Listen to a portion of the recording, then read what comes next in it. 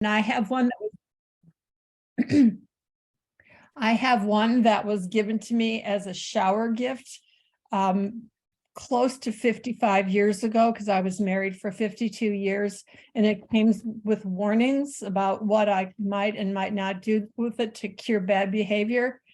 And or my mother had some crystal jewelry that I still have a few pieces, but her neck was so thin that I can't wear it. So you might have something like that, in your possession somewhere. I have my father-in-law's fly rod. It belongs to my husband. What did he catch with it? What would my husband have caught with it? So start, thinking about an object that you might want to write about. And you can write as many object poems as you want. Just because I'm saying an object doesn't mean you can't write about your entire junk drawer, which I have done. Going to the back page, I guess it's page 2. Please forgive me, but I have a really bad habit of not remembering to number pages. I have 3 poems by Connie Wannick. And Connie lives in Duluth, Minnesota, although I think she spent some time in Minnesota, but she's just a fabulous poet if you don't know her. The first one by Connie is called Girdle. In our teens, we all bought girdles with rubber knobs to hold up our stockings. We wiggled into them, our foundations. So many things look absurd from a distance that people still take them seriously, like whether there's a heaven for pets. Whatever happened to my girdle? One day I peeled it off for the last time and all hell broke loose. I want that poem. Does anyone else have a copy of the handout in front of you? Oh, good. Donna, would you read Wild Asters, also by Connie Wannick? I have a question again. Where is that handout? It was mailed to you with your My no? registration? Yes, it should have been. But if not, I'll Probably mention was. to Tori that she should send it back again. It was mailed as an attachment. As a PDF at the bottom of what you originally received. Okay. All right. Thank you for That's a technical computer answer. Well, thank you for that. I don't know who was speaking, but thank you.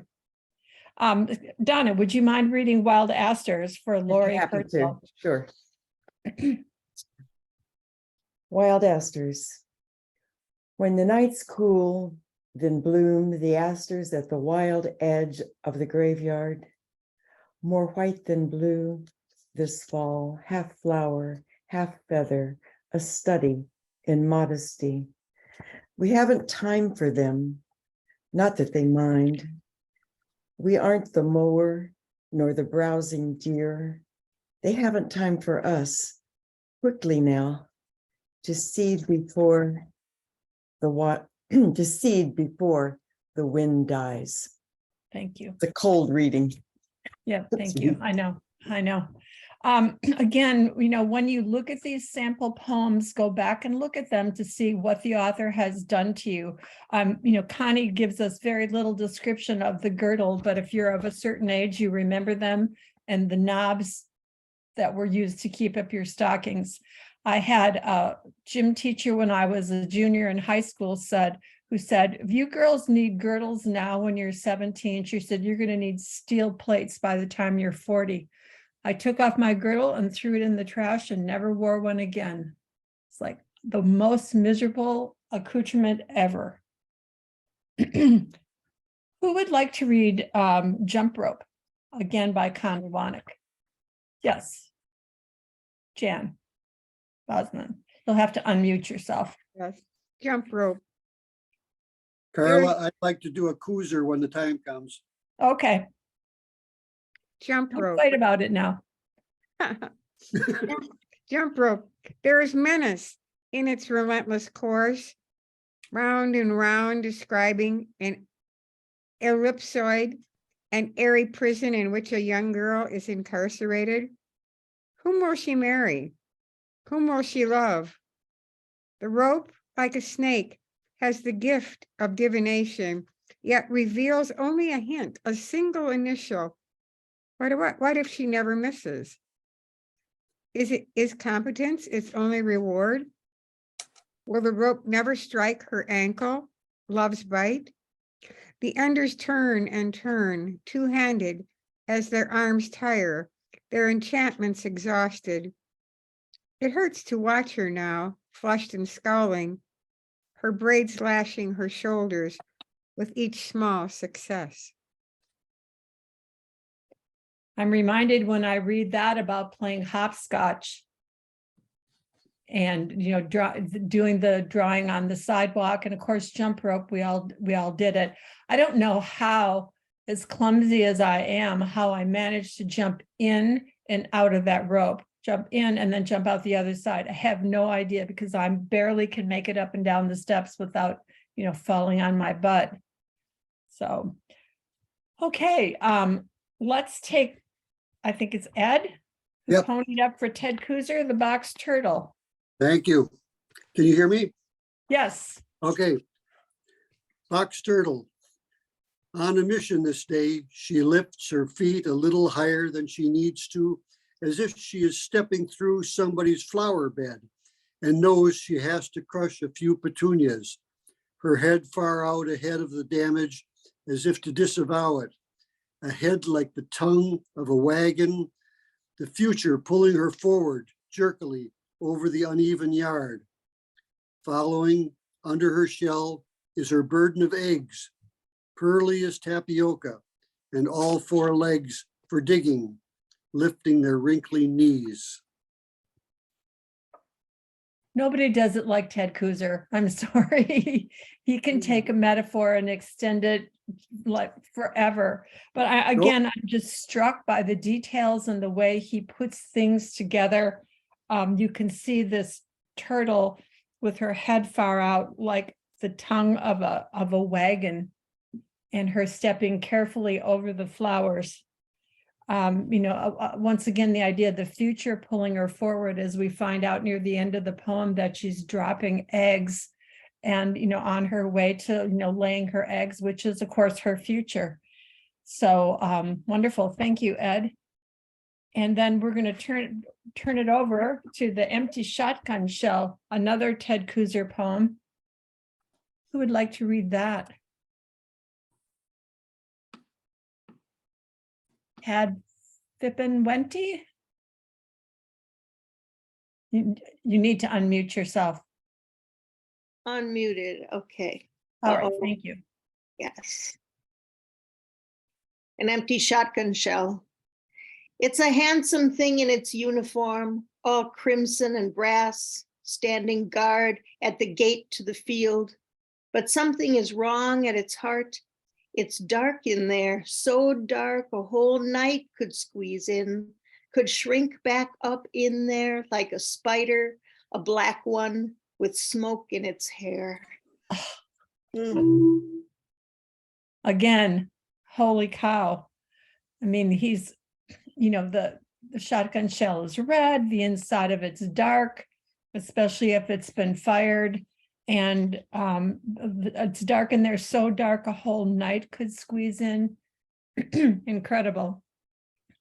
Okay, let's stop for a few minutes. And I want you to take that object that you described using your senses and let's spend 10 minutes trying to write a poem using two of those senses. About 7 to 10 minutes. Write a poem from your object that you described using the senses, and then use two of those senses to write a poem.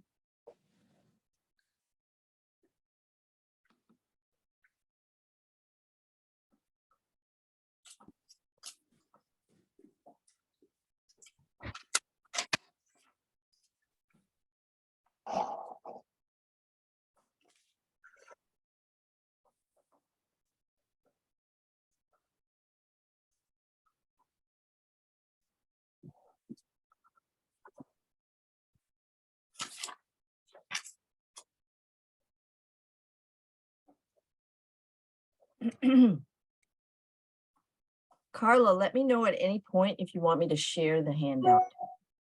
You can share it at any time. I don't know why people didn't receive it, but it would be easier for you to share it than me because I don't know all of the people here and don't have their email addresses. So I mean, you I can put share it on the into- screen right now. The only thing is if I share it on the screen, then we block you out, which I'm not sure I want to do. So Do you want to put it in the chat? I can't. That has to be enabled before the call starts. Oh, This is John Weisenberger. What you can do is you can go back to the one you got from Tori. Is it Tori, the lady that sent it to you? It's the regular email. It's not the setup for the meeting. And you'll find it. I emailed it Wednesday by your regular email. Right, and it's at the bottom of that, and you'll see a PDF at the bottom of that. That is what it is.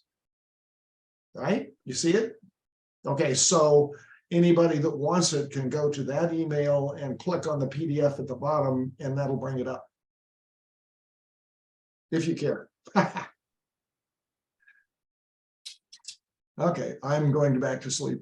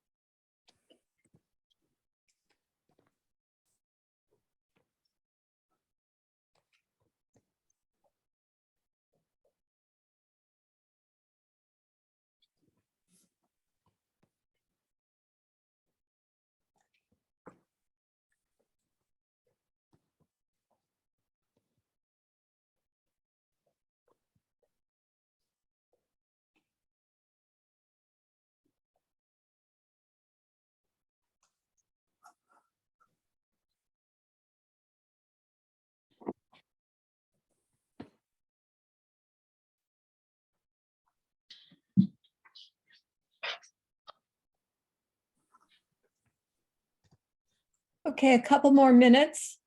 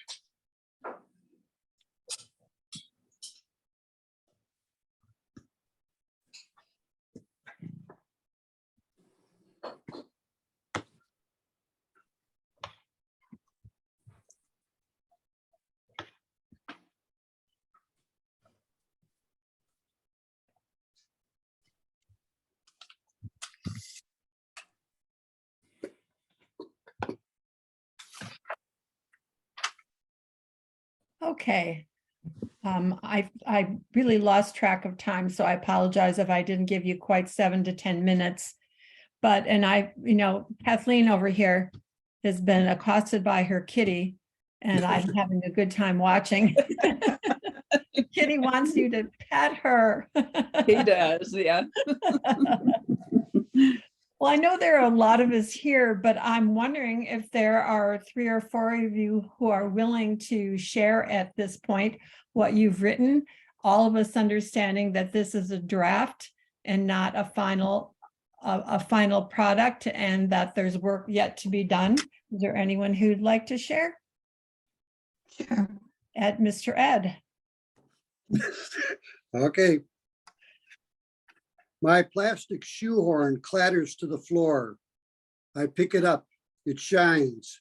It's tan and lithe, a tongue of plastic, smooth as silk. Hard, yet fitted to my hand, familiar as a glove. It slides between my heel and shoe. A silent valet or butler. It eases pain, allows my foot to enter there. Oh, wonderful. Wonderful. Thank you. Nice. Appreciate that. Thank you. Mhm. So the plastic shoehorn, I can see where all of the, your senses that we're using. I love the description of it as a tongue.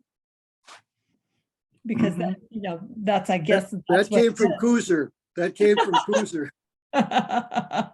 Thank you, Ted. Is there someone else who'd like to share what they've written? Sure, my name is Gary. Oh, sure, Gary. Hi, Gary. Hi, good to see you. And then Marilyn will be next. This is called Figurine.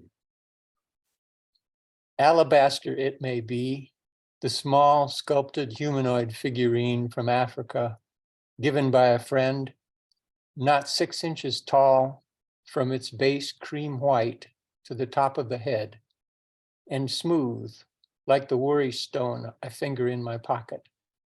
Legs crossed and tucked up, elbow perched upon one knee, and the hand held to the head.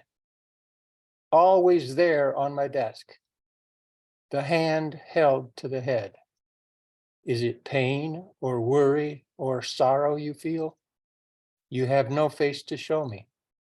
A dilemma that must be faced, a concern, a regret, a failing. Only the hand held to the head. Wonderful, wonderful. Everybody, hands to your head. I wanted to think, I started to thinking, oh, okay. I thought maybe it was Rodin's The Thinker. It's close, but it's different.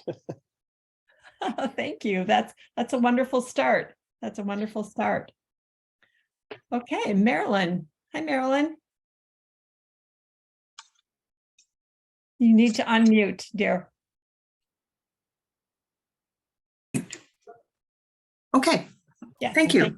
When I got the email, I thought we were supposed to write a poem initially. So I've got all kinds of stuff here, but I will, Good since for you you. gave the directive of 2 senses, I will tell you my poem about my Honda Civic, which I named Lepra Pudge, because I had a Honda Civic years ago and it was Pudge. And this one is green, so I named it Lepra, like leprechaun, Lepra Pudge. At any Oh. rate, Lepra Pudge is 22 years old and will be 23 on July 1st of this year. And it's suffering and I have to get a different car and I'm just so sad. So you said write about 2 senses. So this is a work in progress. Oh, my Honda Civic, you are 22 years old. I hear your purring at intersections. I hear you rev when passing garbage trucks. I know you are unintimidated by SUVs. You let me know when my lights are still on by beeping at me when I switch off. You live, love, life on the road. Travel my world. Peripheral vision via wing mirrors affords us both a treasury of landscape. Cows munching, trees swaying, night's stars falling from heavens over expressways. I will miss you soon. I had a friend who had a Honda CRV that was old enough to have a picnic table that slid out of the back. Wow. Like, I want one of those. Yeah. Yeah. And, It's- you know, it's- I asked it's- if it came with wine and a basket of, you know, cheese and crackers. That would be even better. My It's hard- husband still has a 1988 Honda Civic. Oh, 1998. 88. 88. Oh, 88. 88. Oh, Wow. How many, It's like losing a good friend, a Yeah. part of the family. how many 100,000 miles? Not so many, 215,000. Oh, I don't, not- I don't think his is more than like 120,000. Wow, wow. Well, you could probably go more than, you know, more than that on yours, Marilyn, but I understand, but I also understand you hate to say goodbye. But 38 miles to a gallon of gas, still, Yeah, I Yeah. know. Wow. I'm not in that great shape. Thank you. What is that? Is there another person who'd like to share what you've written? Don't be shy. Catherine. Where did you go? I'm right here. Here I am. Oh, okay. I'm Catherine. I'm sorry. Oh, that's okay. We have Don't be two sorry. Catherine. Mine's on go-go boots. Go-go boots, white leather to the knee for go-go dancers, streetwalkers and stars like Barbara Streisand, Jane Fonda, and me in my first gleaming pair atop a table in 1966 with miniskirt slicing the night, smoky air and strobe lights, a flame like wildfire I dash through. My hips and kicks keep going and going and going. Hours of endless abundance and galore. The touch of immortality with bass and vocals blasting, everlasting. Until next morning, when my spine is a knot in want of unwinding. Oh, I so wanted a pair of white go-go boots when I was in high school. So wanted a pair. So, and so did not get them. So I'm sorry. I danced for 3 hours nonstop. Oh, my gosh. It was nuts. Yeah. Oh, my gosh. That's great. That's So it's great. hard to describe the taste of white Yeah. go-go boots. Yes. Shoe polish. Yeah, I don't know. What does that taste like? I don't even know. Chalky, I'm imagining. Chalky, yeah. I It was don't a know. good challenge. Yeah, wow. Thank you. And then Catherine, yes, would like to read, right, Catherine? Yes. Okay, thank you. My object, well, you'll see it in the poem. It kind of took me somewhere else. Wailing Land. And this is my object. And he lights up. All right. The small blue whale keychain chirps and lights up bright. So cute. Yet all I can see is Ulsan's Whaling Land's full-blown replica of a baleen whale gutted by a group of men, the sheen of the statues in the sun and the pink innards splayed. The smell of the yellow sea holds me to this moment of horror. A sign reads, "Do not touch," in English and Korean, but I do feel the heat of the scene as real as flesh. Wow. Now you definitely took a turn. And that's good. I mean, I think that's great. It's wonderful. Wonderful. Thank you. Someone else who might like to share what you've written. Everybody's so bashful. I'm going to go look to this third page. I can try.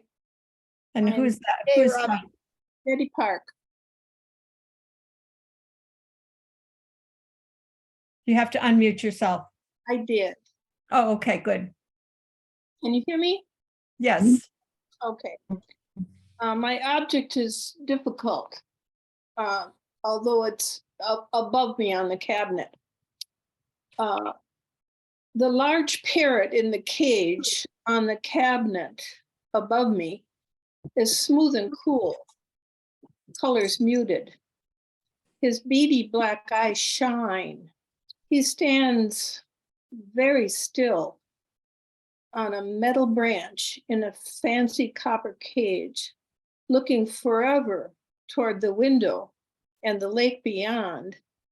That is nothing like the thrift store where I found him. So stately.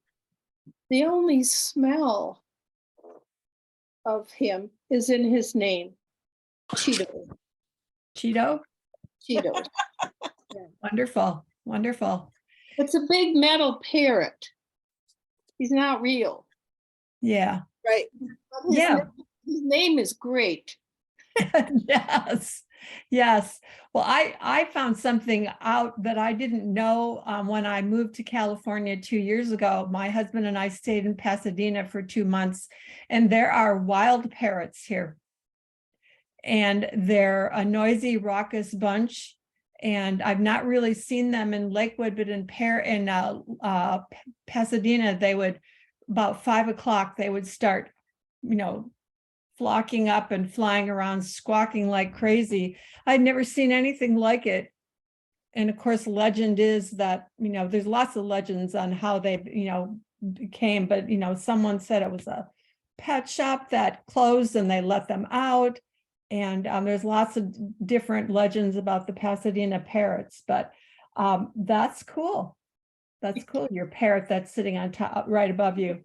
Yeah. Well, the San Diego Zoo says that many of them are Mexican green parrots. Okay. All of them. Thick-beaked parrots.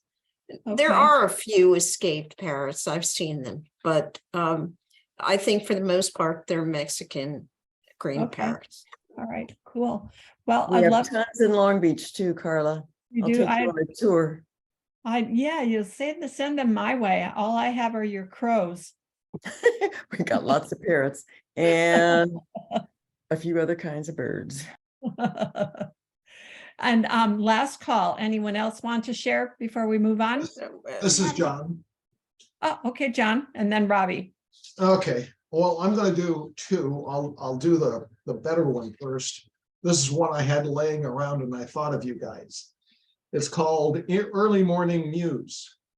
My muse woke up early today, somewhat before I did, it seems, wondering about the placement of the books on my shelves, wondering if the books can somehow exchange words, exchange concepts, and perhaps grow stronger just a tiny bit at a time. My muse is amused, having snuggled The Joy of Sex right next to Good News for Modern Man, rather joyful with quiet and somewhat hopeful glee. And placing The Velveteen Rabbit with my high school yearbooks seems to have worked well. My high school friends have grown to become much more humanly real over these ever-shortening years. I do wonder if the cookbooks are exchanging flavors. My muse and I begin this day with wonder, now waiting for the sun to light the world and bring dewdrops on my roses to bright, sparkling life. Is that fun? Mine would be writing a big collaborative poem because my bookshelves are filled with books of poetry. So they're all. Oh, isn't that fun? I can just imagine, you know, you can feel that. Okay. Now the object, I'll show it up and I'll show it up and hold it to you, is my cell phone. Oh. My cell phone looks like the work of a very competent elf. Such a large collection of tiny little magical bits that work all together somehow. Holding it in my hand, it feels as expensive as it actually is, and it is tastefully expensive, even if it is not the actual top of the line. The other day, while I was out shopping, one day while it was sleeping in its pouch, I could not find it, and panic set in. After multiple searches of all my pockets and of all the places I might have visited in that Walmart, a helpful comrade shopper offered to call my phone. And I, not believing even in hope, said, okay. My phone was sleeping quietly in its pouch. Total relief flooded. I love that, tastefully expensive, which they're all tastefully expensive. Oh, they are. All right. Okay, Robbie. And another person to read. She has to unmute. Thank you. It's just a bunch of images. Potato masher. Its orange cyclop head pokes up beyond its head, the head down tongs, the spatula, the wooden spoon, one eye, empty and vigilant, a periscope, keeping watch all night over the waves. Like the ones I used to watch on the screen of my father's oscilloscope, marked like the sole of an athletic shoe, a hand, too many fingers. There it is. Oh, I love it. Thank you. Wonderful. Wonderful. Okay, let's get back to the handout. I see that, most of you have written something, so let's go back and look at one of my favorite Ted Kooser poems, Porch Swing in September. Who would like to read that for us? Yes, Vlasta.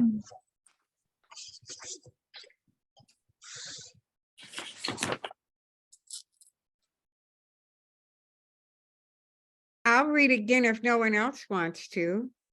I don't know, my screen just changed too. Yeah, okay, there it is. I see it now. All right, Okay. thank you. Right, Vlasta. Porch swing in September. The porch swing hangs fixed in a morning sun that bleaches its gray slats, its flowered cushion, whose flowers have faded, like those of summer, and a small brown spider has hung out her web on a line between porch post and chain, so that no one may swing without breaking it. She is saying it's time that the swinging we're done with, time that the creaking and pinging and popping that sang through the ceiling were past time, now for the soft vibrations of moth, the wasp tapping each board for an entrance, the cool dewdrops to brush from her work every morning, one world at a time. Dang, Ted. Yeah. I'm reminded when I hear this and think about the spider, I'm reminded of a friend who lives in Bayfield. And when his wife goes jogging in the morning, she goes jogging on country roads. And when she sees that there are webs across the roads, she knows that nobody's come there before her. So she feels safe. Huh. So I would be just like, but she said she knows when no one else has run through there that she's safe from someone who might, bother her or attack her. Okay, we're gonna, for some reason, I have a couple of repeat poems on the back of the sheath that says an empty shotgun shell, so just ignore those. But let's go to Two by Barbara Crooker. I'm sure many of you know Barbara Crooker. I think she was the keynote speaker at the last WFOP conference. She's a wonderful poet from, as she says, Pennsylvania, Pennsylvania, up there in the nether regions of Pennsylvania. For some reason, I can't get this off of my screen, so. If you hit escape, you can see the rest of your things. It'll still be there, but you, Oh, thank you. Thank you. Two by Barbara Crooker. I'll read the first one called Sparklers. Why aren't we going to do anything workshoppy? Just reading poems. Because, as you put it, you wanted justice for yourself. Okay. I think she needs to be muted. Before I got the chance. Who is, I don't know who that is, so. Look, you saw someone murder your sister. You didn't tell us so. Mute everybody except the person who's talking. Yeah, I don't know how to mute everybody. You go to participants. and you I click on the- got it, Karla. Thank you. Thank you, WFOP host extraordinaire. Two sparklers. We're writing our names with sizzles of light to celebrate the 4th. I use the loops of cursive, make a big B like the sloping hills on the west side of the lake. The rest, little a, r, one small b, spit and fizz as they scratch the night. On the side of the shack where we bought them, a handmade sign, trailer full of sparkles ahead. And I imagine crazy chrysanthemums, wheels of fire, glitter bouncing off metal walls. Here we keep tracing in tiny pyrotechnics the letters we were given at birth, branding them on the air. And though my mother's name had been erased now, I write it too. A big swooping I, a hissing S, an A that sighs like her last breath. And then I ring bell, bell, bell in the sulfuric, smoky dark. Wow. Wow. Wonderful. And again, when you're working on the final drafts of your poems to share the next time we get together, again, study these poems to see, what the poets are doing and how they're managing to come up with such amazing pieces. And, and I remember when I was a kid and, writing my name with sparklers.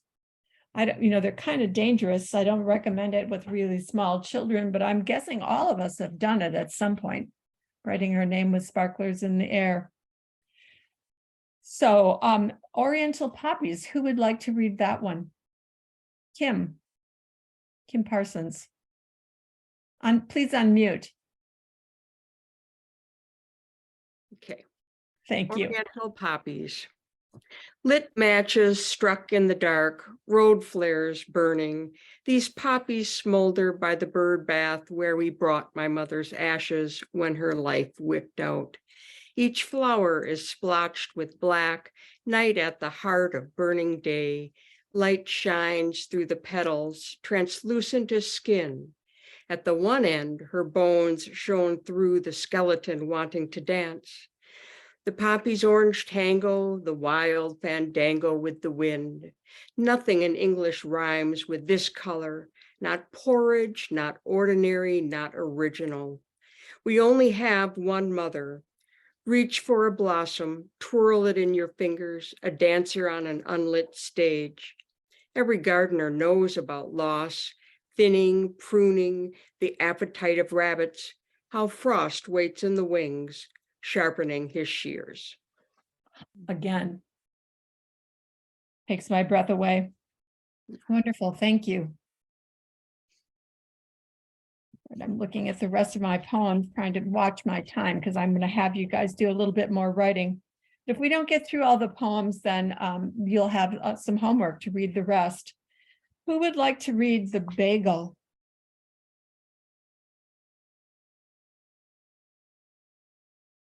June Nerschel.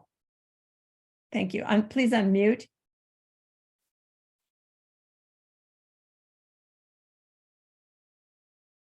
June, can you unmute? Come up there.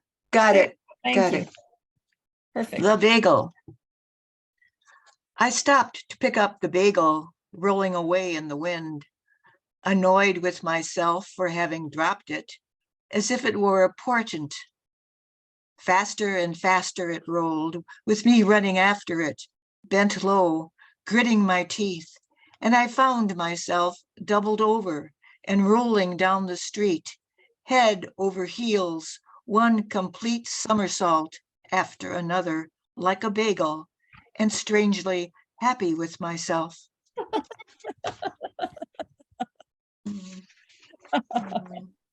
And where's the cream cheese? Got to have cream cheese with the bagel. So wonderful. Thank you, June. Okay. Oh, there's so many good poems here. And I also ran into another good poem as I was looking through my files. I used to teach for the Mill, a place for writers in Appleton. So I have lots and lots and lots of writing exercises. So the next one on my page is Blue Willow by Jody Gladding. Who would like to read that? I'll read it. And who said that? Charles Trimberger. Okay, thank you. Thank you. I see you now. Okay.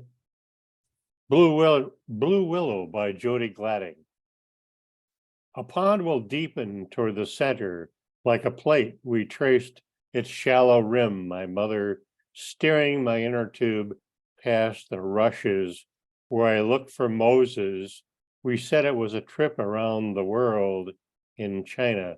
We wove through curtains of willow that tickled our necks. Let's do that again. And we double back, idle there, lifting our heads to the green rain swallows met over us. Later, I dreamed of flying with them. We had all the time in the world. We had the world. How could we lose those trees be weeping? How could those trees be weeping? Right, thank you. What that person doesn't realize is that's usually where the spiders hang out, but I remember from canoe trips and, going over close to the shore to get in the shade, and the creepy crawlers were always up there. So thank you. And Charles Simic. And did Charles Simic recently die? Yes, he did. Okay, Robbie, would you like to, you've got your hand up. Fork. I love this one. Fork. This strange thing must have crept right out of hell. It resembles a bird's foot worn around the cannibal's neck. As you hold it in your hand, as you stab with it into a piece of meat, it is possible to imagine the rest of the bird. Its head, which, like your fist, is large, bald, beakless, and blind. Wow, thank you. Wow.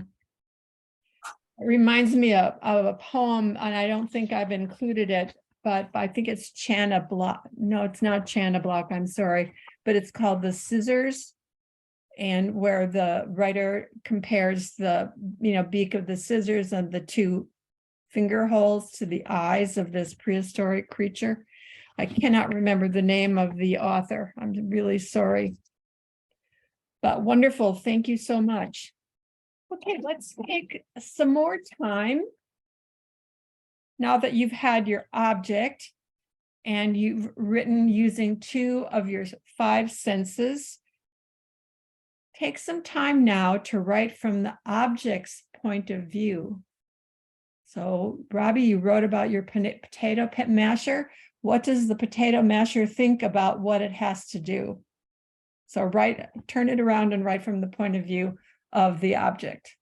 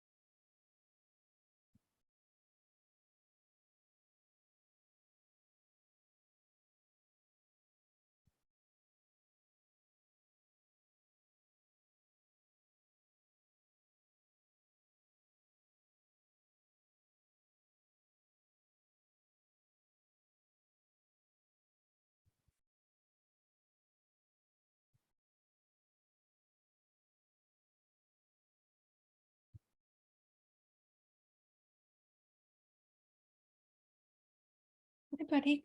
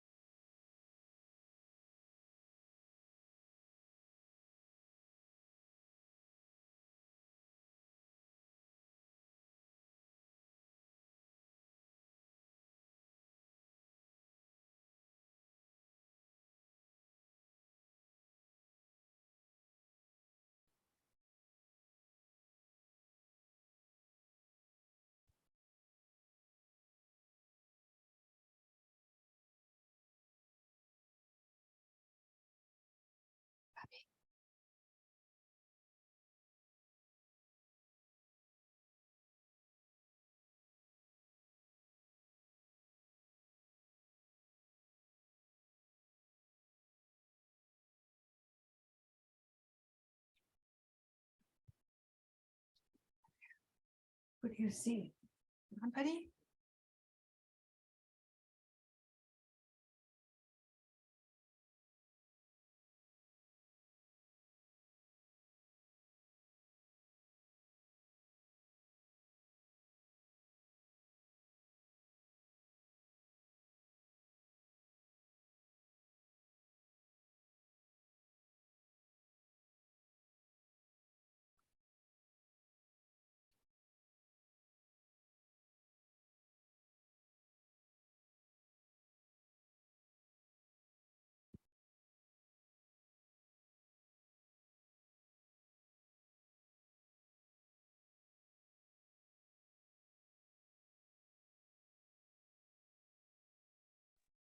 This is John.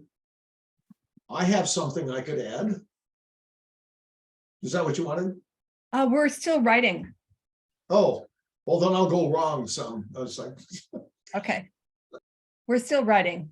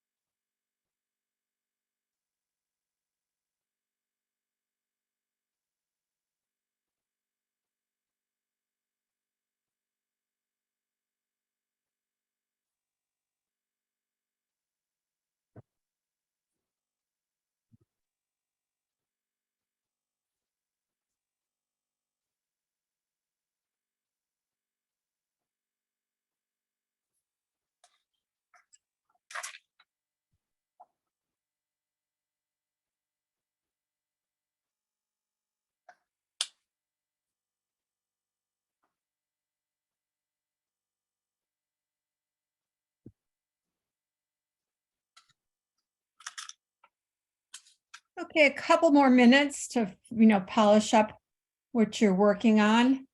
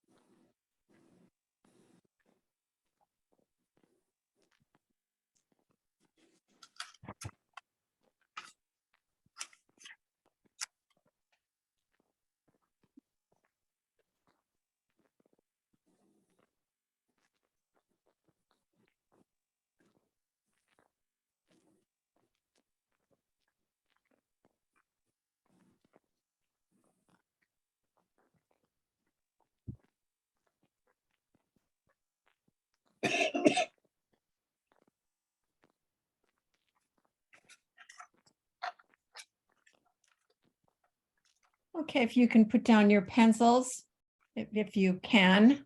One thing I learned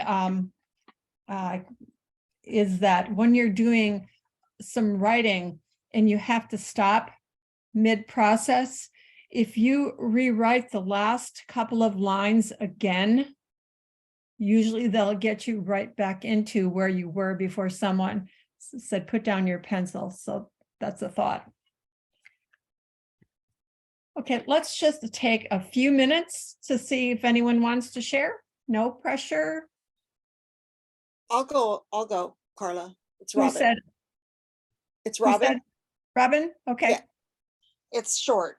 So this Okay. is my mother's breadboard, which I got from my sisters after my mom died. Breadboard. How could you have left me behind after all these years? I served you with all my being, held firm in the rough of your fingers, happy to greet the bread you laid down, soaking up spilled peanut butter and jam, offering my skin to your knife, patient even to scorched flames of your carelessness, holding myself stiff against the weight and fog of your need. Wonderful. Wonderful. Wonderful. Jackie. You need to unmute yourself, Jackie. And hi, Jackie.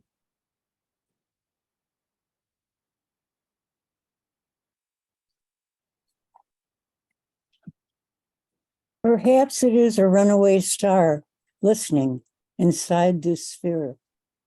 There are millions of them, like an underground population, totally guarded by its mantle of hard rock. Nice. And you didn't have a title, so I'm a little bit unclear what you were writing about or whose point of view you're writing from. Yeah, a geode. Oh, a geode. Okay. Love geodes. Okay, great. And I think Jan had her hand up. Where did you go? Yes, Jan's going to be brave. Mine's entitled Blood Pressure Machine. Quietly on the desk, I wait for her. I know she's afraid of me. I can feel it as I squeeze her arm, kind of hum my own tune. No offense. No offense. Just the numbers on the plastic dial, just doing my job. Wonderful, wonderful. Thank you. Thank you. Marilyn?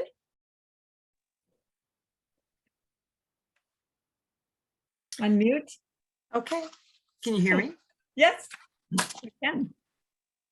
Heritage in a spoon.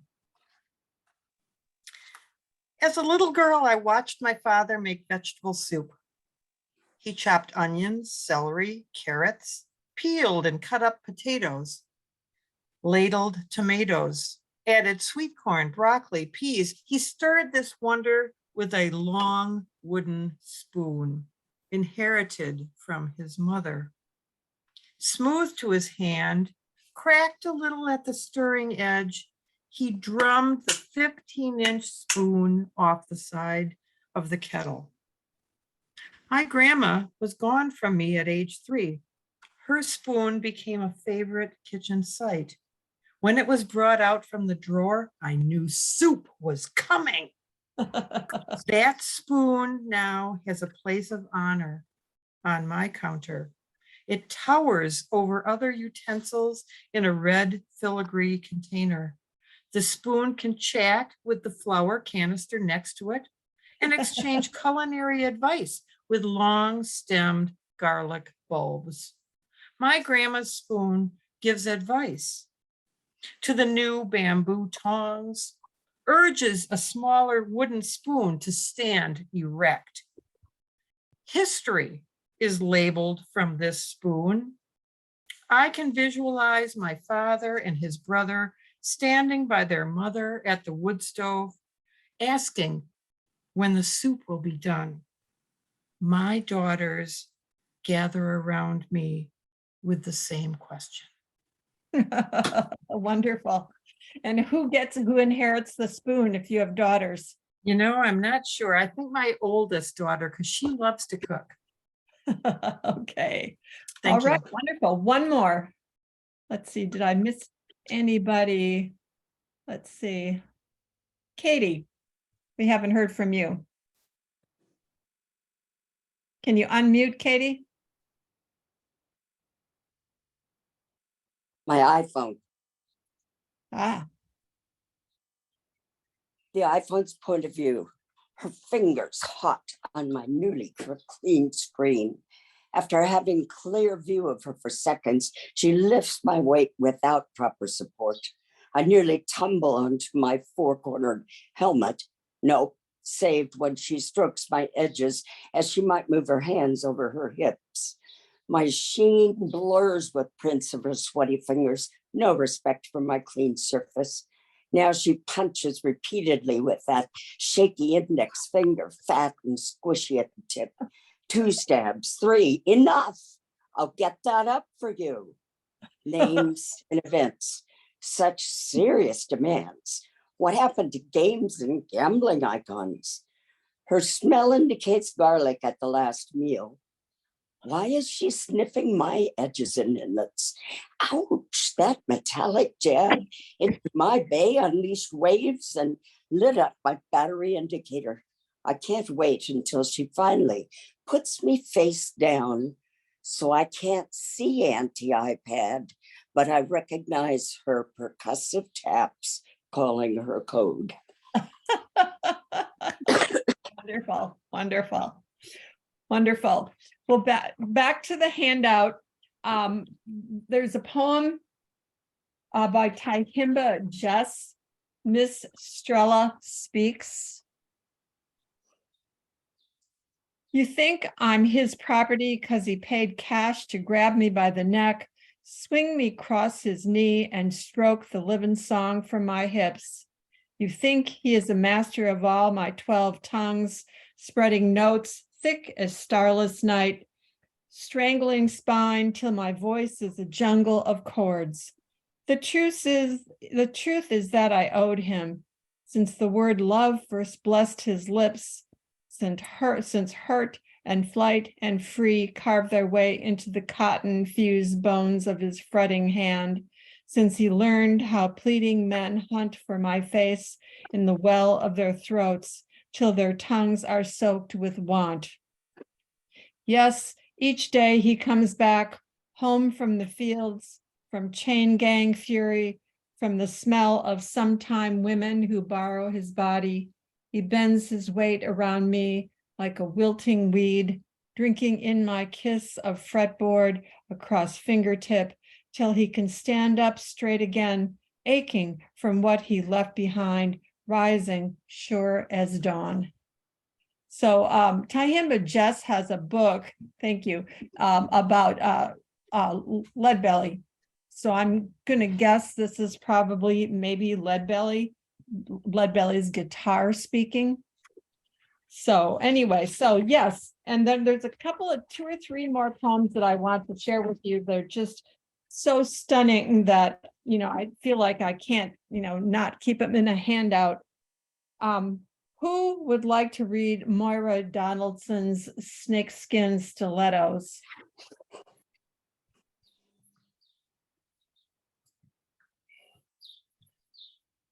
Is that your hand, Jackie? Thank you. Be sure to unmute.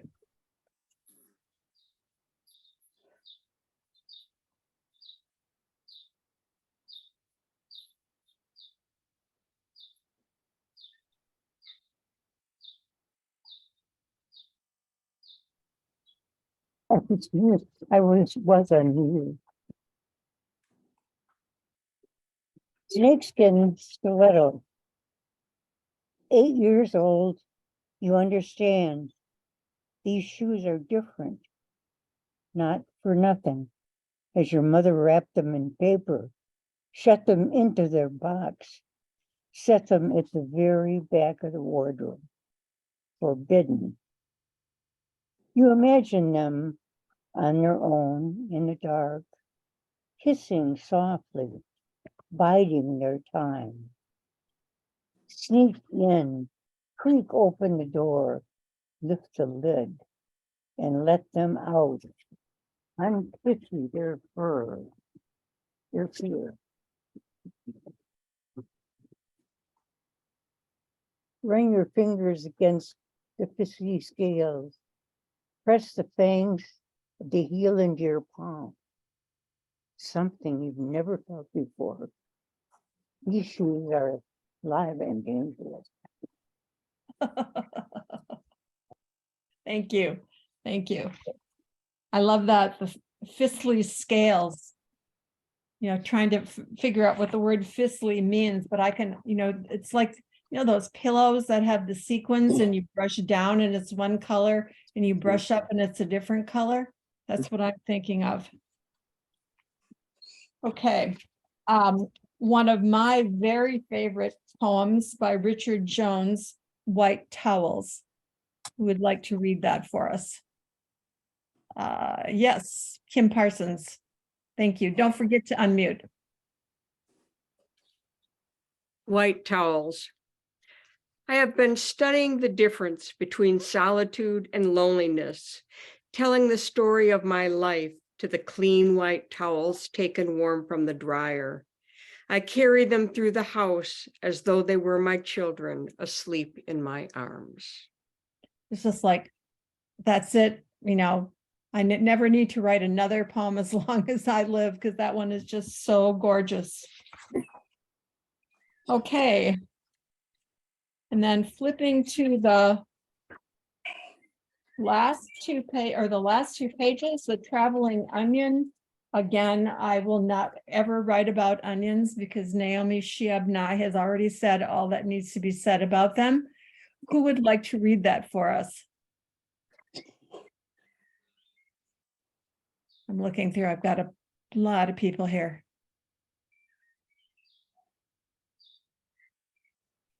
Catherine Gall, maybe you'd read that for us.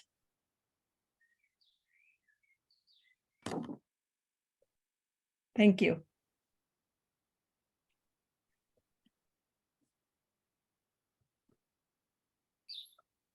Did you unmute?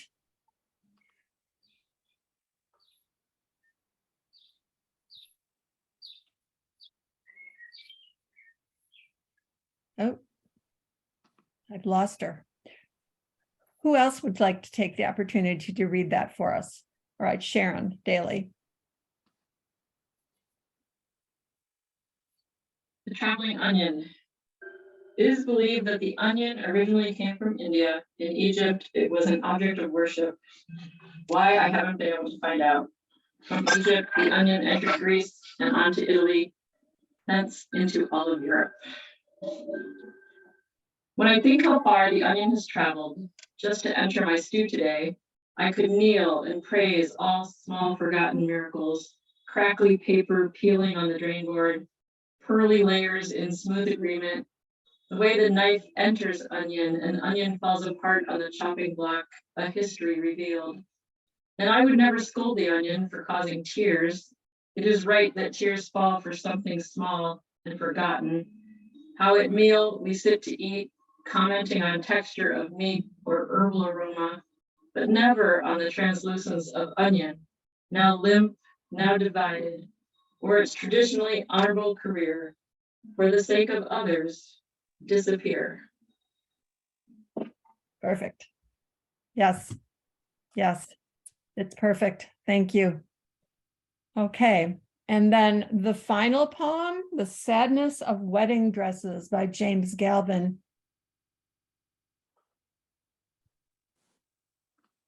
I'm looking for waving hands. I'm back, Karla. Okay. All right. Catherine Gall, please go ahead. On the sadness of wedding dresses. On starless, windless nights like this, I imagine I can hear the wedding dresses weeping in their closets, luminescent with hopeless longing, like hollow angels. They know they will never be worn again. Who wants them now after their one heroic day in the limelight? Yet they glow with desire in the darkness of closets. A few lucky wedding dresses get worn by daughters, just one more, then back to the closet. Most turn yellow over time, yellow from praying, for the moths to come and carry them into the sky. Where is your mother's wedding dress? What closet? Where is your grandmother's wedding dress? What, gone?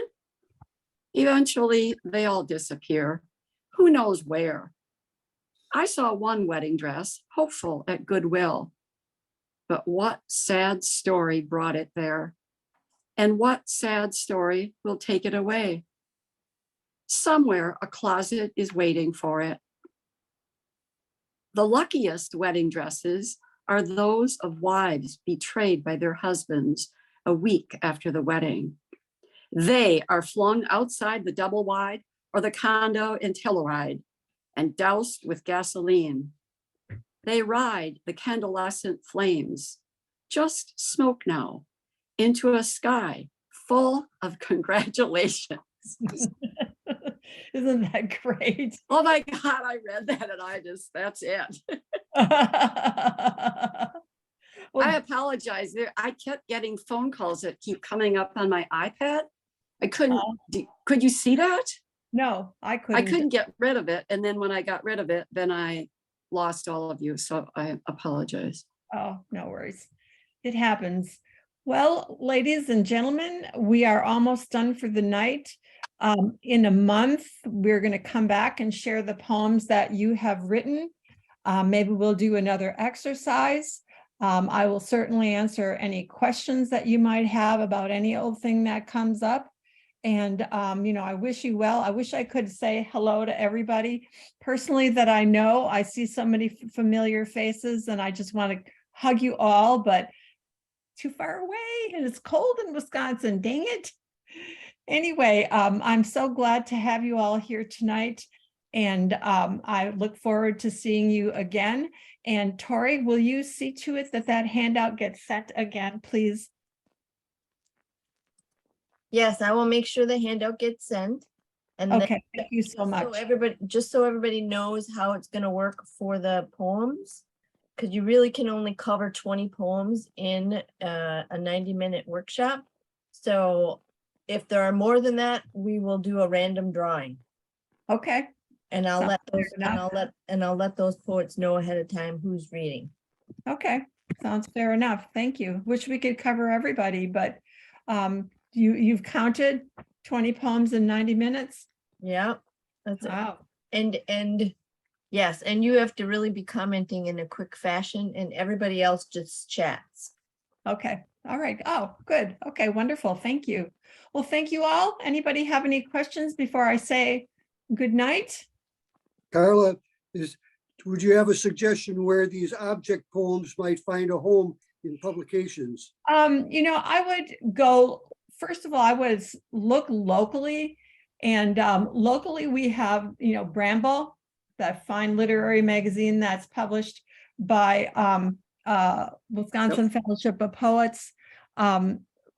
Verse Virtual publishes a lot of Wisconsin poets.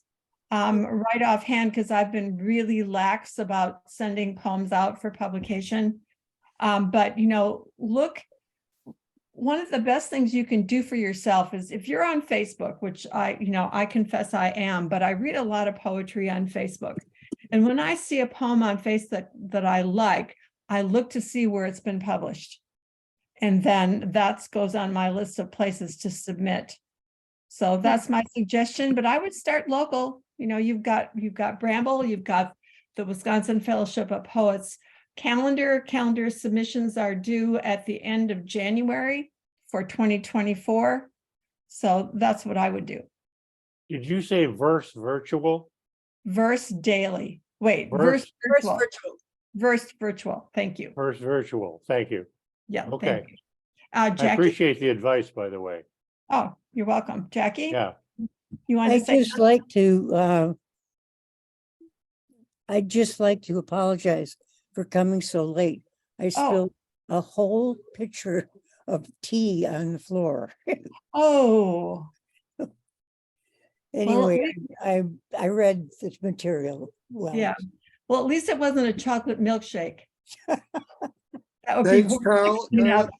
Thank you, Tori. All right. Thank you, everybody. We'll see you. Thank you. Good night. Yeah, night. Thank you. I'll follow up with the handout and expectations. All right, thanks, Good night. Tori. I appreciate it so much. Thanks, Thank everybody. you. Thank you, Bye-bye. thank you, Karla. Thanks, bye. Thank you. Bye.